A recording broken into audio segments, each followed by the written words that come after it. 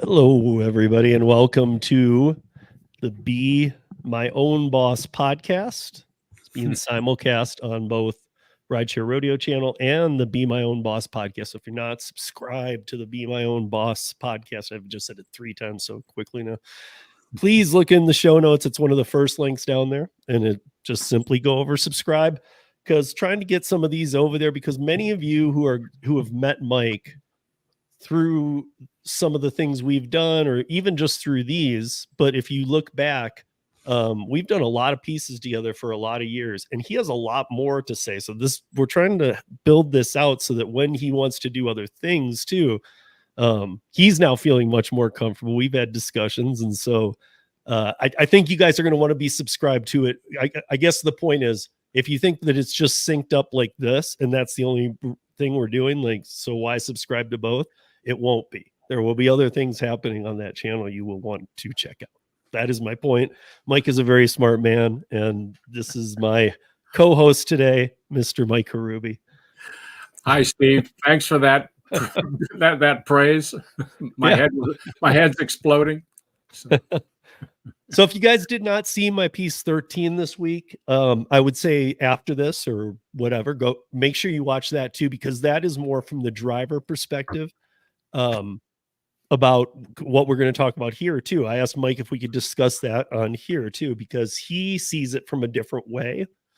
And so mine was from the driver perspective, and I kind of ripped this thing apart, this Massachusetts minimum wage pay that, you know, every driver's gonna get. First of all, first thing we're both gonna just hate on is that it shows it as $32.50 an hour. We all know that means an active hour. And for those listening who might not know what an active hour is, that means that if I'm on an app for 5 hours, how much of that time am I actually doing work? Meaning going to pick up the passenger, having the passenger in the car, to dropping them off. So any time where I'm sitting idle and waiting for a ping, that is not active time. So therefore, it's not $32.50 an hour. It's $32.50 for the time you take rides. Most people know that. I just wanted to make it clear. But I talked about the driver end, and I wanted Mike to jump in on this too, because he's got some things to say about, also, for those that don't know, he lives in Massachusetts, but he's got some things to say about this from different even angles on how it looks. So I'm going to let him take it from here.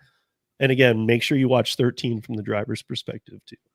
All right. Well, thank you, Steve. And I want to say that this is 2013. This is 11 years since we issued our initial report on this very wording that they mentioned in the settlement agreement. And we wrote a 8-page report with all fact, 12-page. We had titled it Reopening the Main Road to Self-Employment in Massachusetts. And this is about Chapter 149, Section 148B, sub A. Same thing. We said at that time it was a horrible law. It hurt everybody that it touches.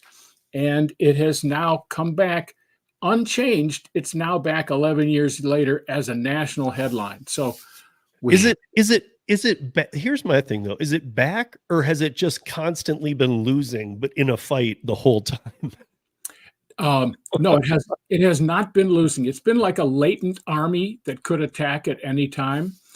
Its orders were suppressed by this was 2004 that they made this, that they changed the wording and made it what it is today.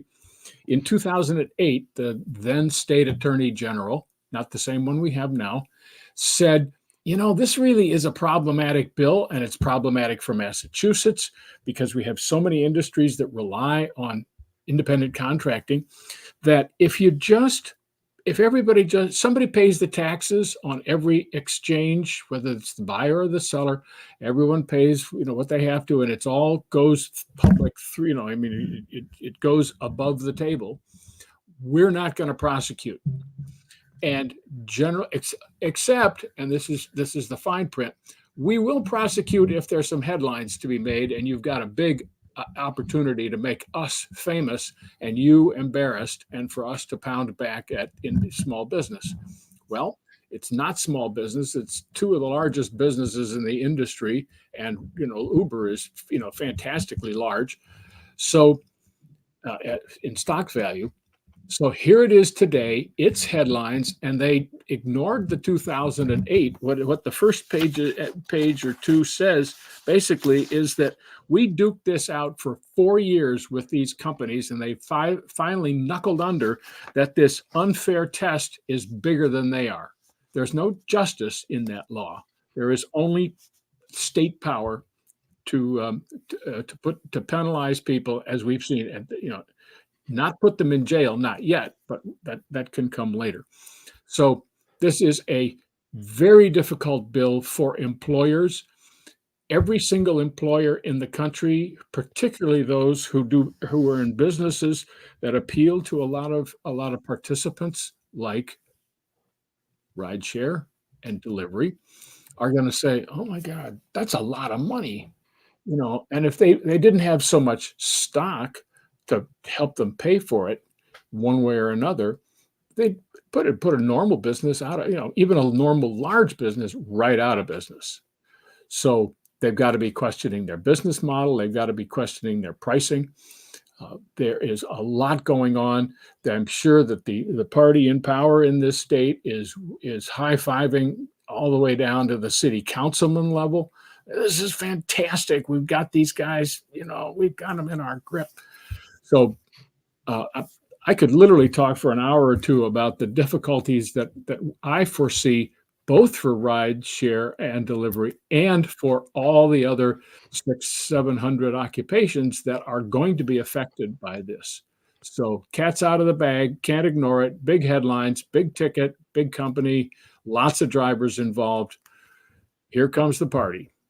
Right. And so for those, if you haven't watched 13 Minutes yet, in a quick summary, I'll just say that my thoughts on this is, real quickly, we already have oversaturation. You're going to see oversaturation go even more because this headline, as it is right here, even that I just put down there, Uber Lyft drivers, $32.50 per hour in Massachusetts. Well, that's actually not correct. It's $32.50 per active hour. Active hour right now in Massachusetts is 60 to 70% ish. So it's like you're already not active. And I think this with oversaturation and the customers paying way more. We know what happens in every city. Every time they do this, they raise the prices on the customer. That makes the customers, if the customer needs to take a ride to the airport, okay, they're going to still do that probably. But if they're thinking about going to downtown for a little bit or something, they might just drive themselves now, because you know what? They, in the other cities, I don't know what the reasoning is. Maybe they take public transport. I don't know what it is, but we've seen it go down. It just happens.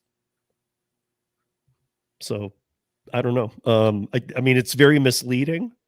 Traveler, I don't know if he's in here, but he had said that, he had texted me or put a comment in 13 that said, if you're not making $32.50 per active hour anyway right now, why are you still driving?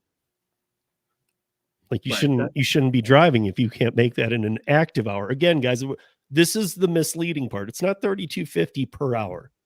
In fact, somebody who also lives in Massachusetts, Go Gig It, he said that it's $30.50 an hour to drive a public transit bus in Boston. So therefore, you use their car, you use their right. You're not on the line. It's not your vehicle the whole day. You're working for a W-2 and you're actually getting paid for a real hour, almost this same rate. I see the threat. One of the threats that goes right along with that, Steve, is that becomes a ceiling. Right. And that's what I was trying to tell somebody. They're like, is this one of those floor meets ceilings?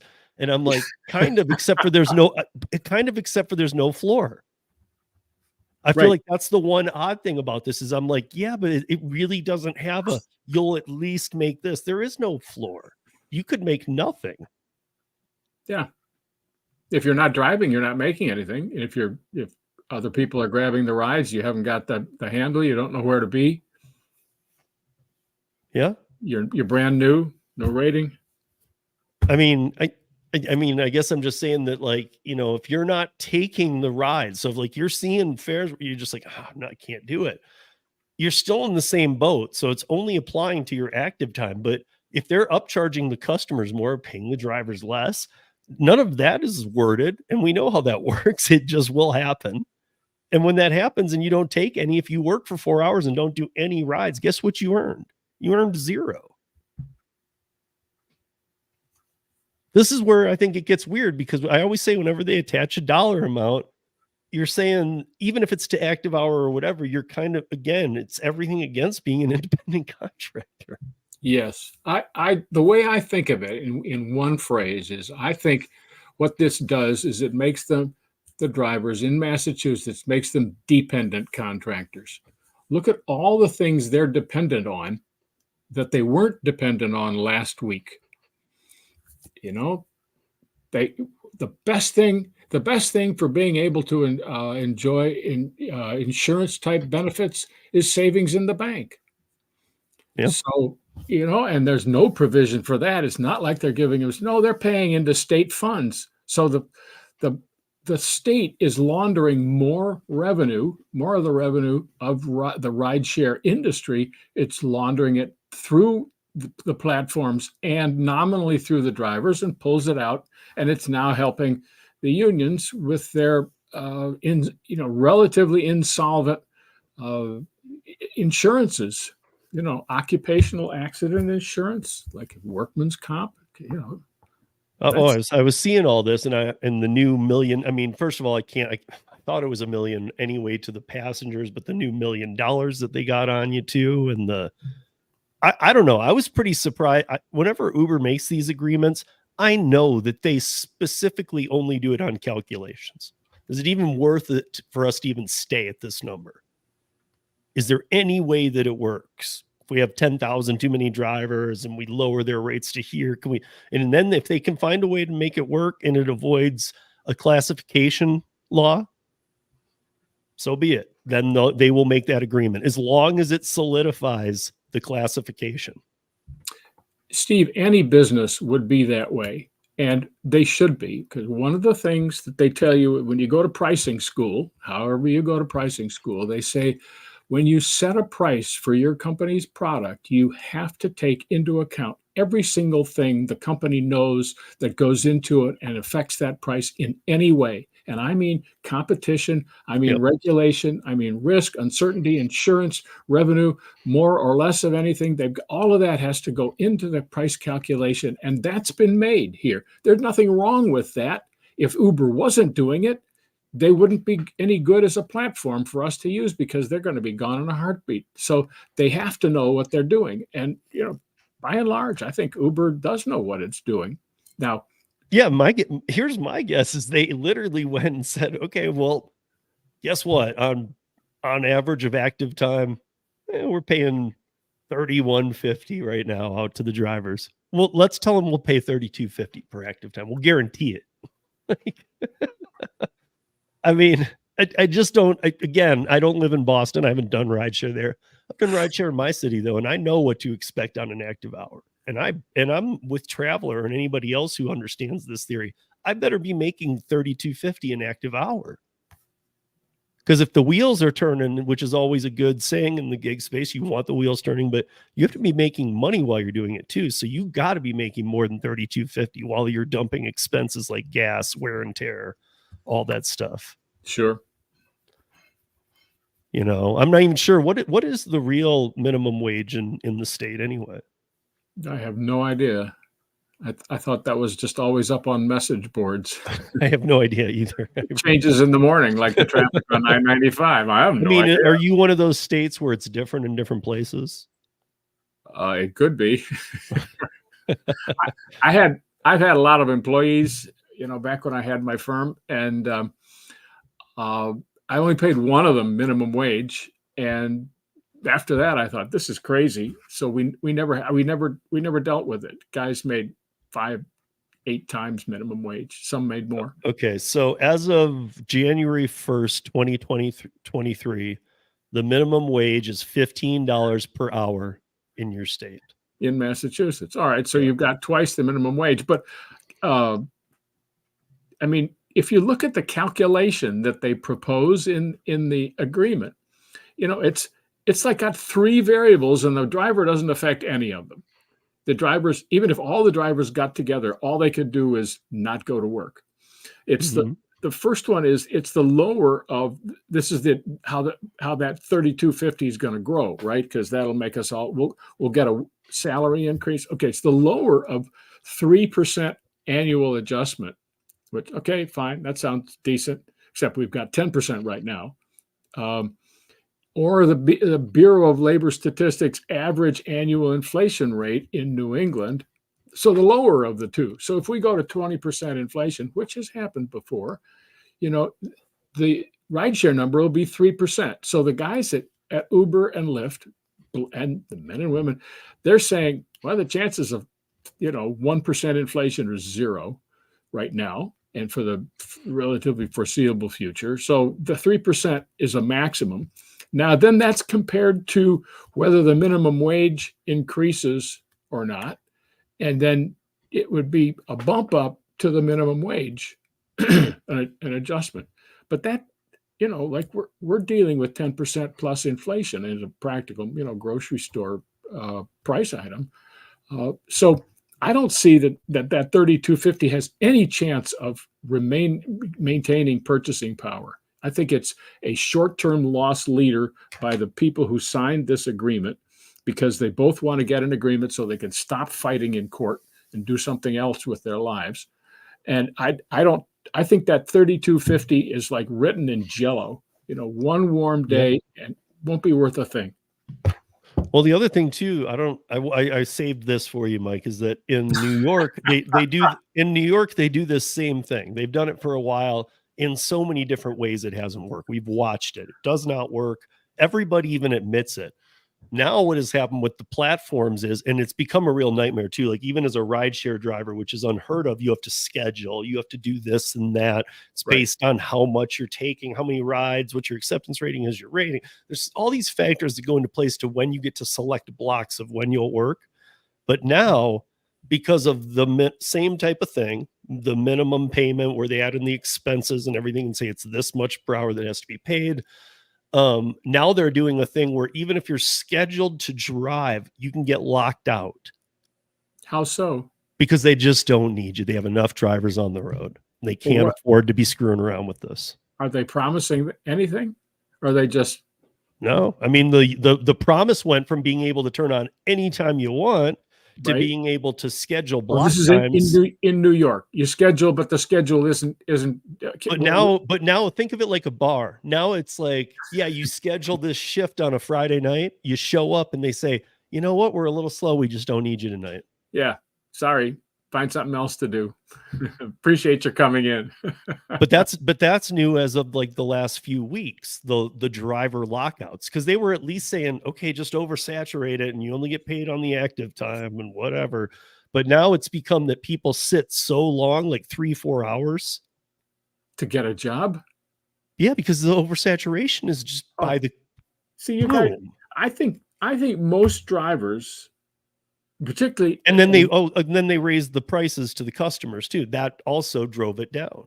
Right. Like there's a thing called, I can't remember what it is, like a half micro transit or something, where now instead of taking an Uber from your house to where you need to be, you're now taking it to the subway or to a bus from your house. So you're taking it like a fifth of the way because it's just too much to take it right to work. Right. Yeah, I can imagine. I mean, we live 30 plus miles out of town and none of the roads go straight to the airport. Right. So now they're doing these like 1 to 2 mile rides where you just get them to a public transportation. Well, that's what I think a lot of people will do. I mean, places like Fenway Park, when there's a game, you can't, unless you've got Spot Hero or something, and you can get to where you've got a spot, and you do have choices there. You're really better off just sort of parking in the interior suburbs someplace and just getting an Uber or a Lyft. Have them drop you off near it, whatever. And so, as opposed to taking it all the way down there. But now you're talking 3 modes. You drive and he drives, and then then you walk because Fenway Park is absolutely congealed. you know. Well, also you're thinking, I mean, to the drivers who are like, listen, last week I had a bad week, but I got all my scheduling blocks done this week. I think I can make my money with these blocks. Now they have to think, I don't know if I'll have those blocks. Steve, one thing that comes to my mind is if this results, and I think it could, in an outflow of drivers from the platforms named, what is next for them? What would they be doing next if this thing just, you know, the pay got worse. It's all, you know, they're driving, the customers are fewer. It's more regulated. You have the New York problem where you reserve your time to serve them on their time, and then that falls through. I mean, guys are going to get tired of it. They need the money. And what are they going to do next? Will more?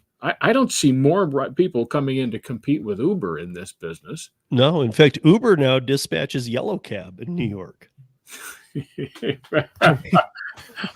It's like a masquerade ball. Who is that guy, you know, in the Indian hat? You know, right? I mean, seriously, like, I mean, it's just like for years, those two hated each other. Like, couldn't hate each other more because of the medallion situation and whatnot. And now it's like, yeah, you can just get Yellow Cab through Uber. Great. I mean, again, you do have to think about it. Like, Yellow Cab doesn't have the database Uber does, so they do. So they do put them in as options. It's like you can see Uber X, Uber Black, Uber SUV, and then it's also got Yellow Cab.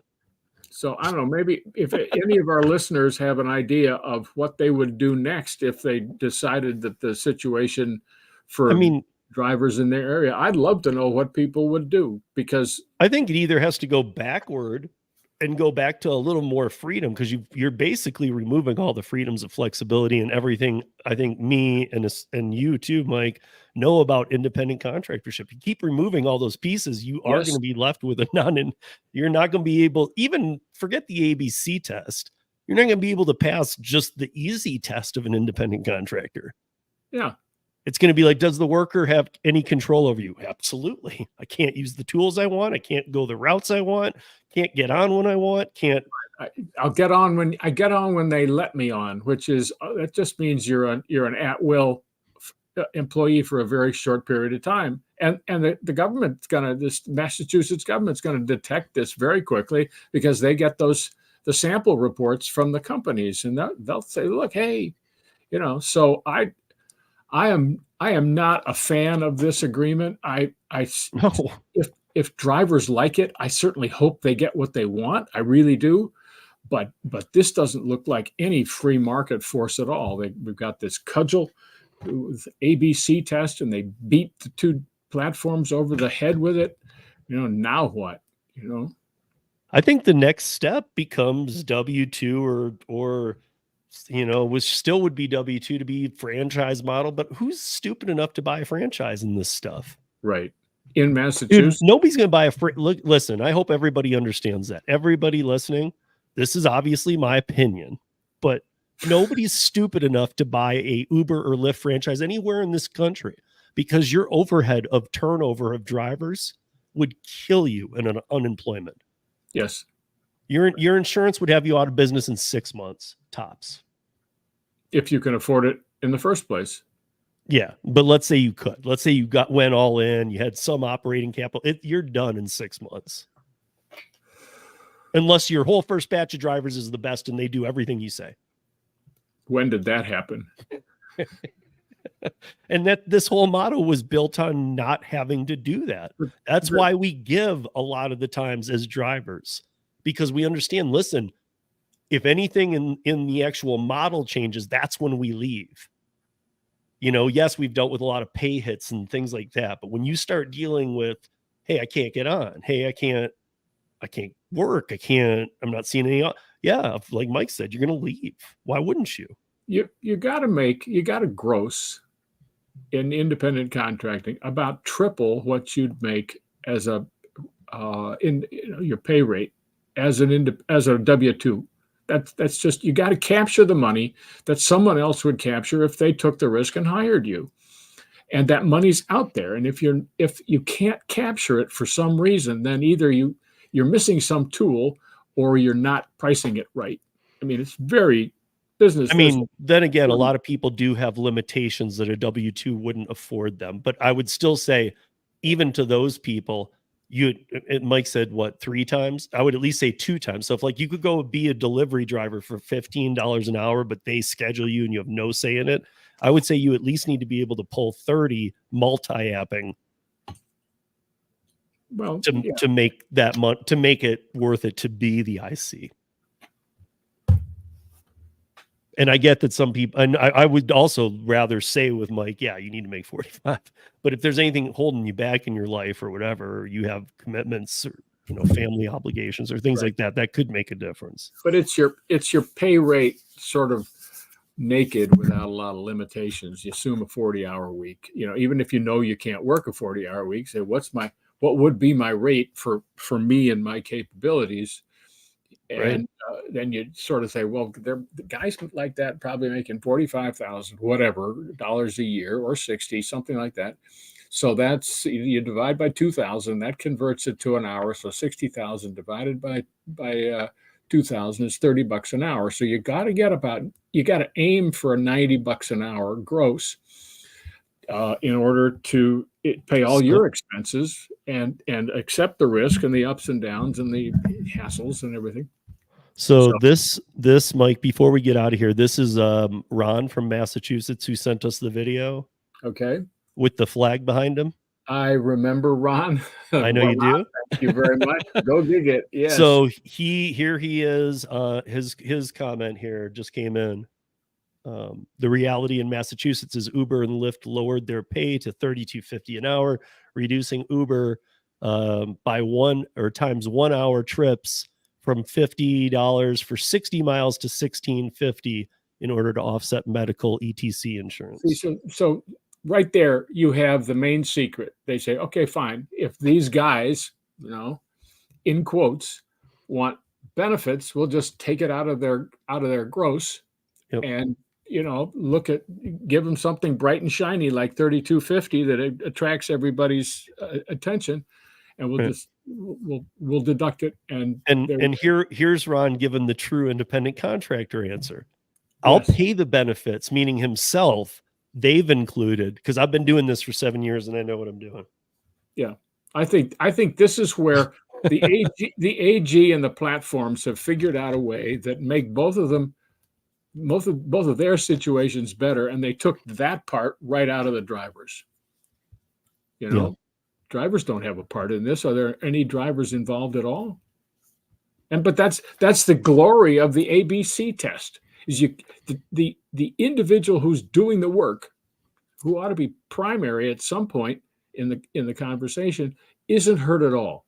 Not one single person that'll ever hear our voices was we're trying to change that, people. Consulted about this. That's why we're here. Very good, Steve. Thank you. And we're already, wow. Okay. So there's a lot to talk about, guys.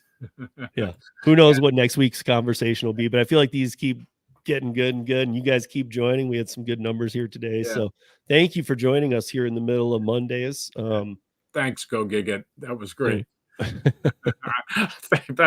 chase that quote all the time. I'll pay all the benefits they included, like I have been doing for 7 years now, without the pay reduction. Yeah. Yes. You want your pay to go up. Right. Because you're an independent contractor. And if you get that, you don't want them deciding how much, because then it's what policy and stuff too. You want to be in somewhat control. So that's what Linda in Toledo said when we started those quotes. It's all about making money. Yeah. Otherwise, the people who fight this and who voice themselves, we say it every week almost, are the people who want to be W-2 employees. Some of them just might not know it. I don't know. But we're on overtime, guys. We'll see you back here next week, and appreciate you always joining us on the Be My Own Boss podcast. Steve, thanks, and thanks to all of you who watch us loyally. Appreciate it. Pass this around.